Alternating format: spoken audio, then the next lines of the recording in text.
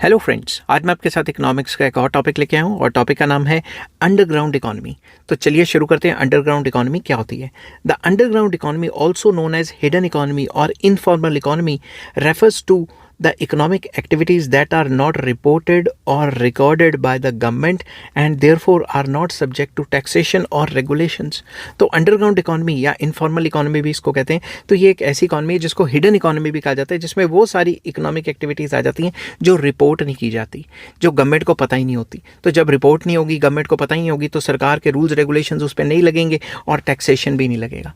तो बेसिकली वो सारी की सारी इकोनॉमिक एक्टिविटीज़ जो सरकार के नज़रों में नहीं होती, जिसके ऊपर टैक्स नहीं लगा पाते, चाहे वो लीगल हो चाहे वो इलीगल हो। लीगल का मैंने एग्जांपल दे देता हूँ कि आप छोले भटूरे की जो क्या छोले कुलचे की जो है छोटी सी रेडी लगा के अगर स्कूल कॉलेज के बाहर खड़े हो तो उससे जो आपका पैसा बन रहा है, तो काम तो लीगली कर रहे हो ना, मगर जो कैश ले रहे हो वो तो शो ही नहीं कर रहे।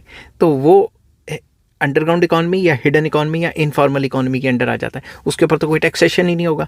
बट इलीगल में जो ड्रग्स का कारोबार कर रहे हैं या इस टाइप का कोई कारोबार कर रहे हैं जो इलीगल है, उसके ऊपर भी टैक्स नहीं दे देते, जो कैश में लेन देन हो रहा है, समझ के बाद वो सारी एक्टिविटीज़ अंडरग्राउंड इकोनॉमी के अंडर आ जाती हैं और उस पर टैक्स वगैरह नहीं देना पड़ता। क्या सरकार को पता ही नहीं होता?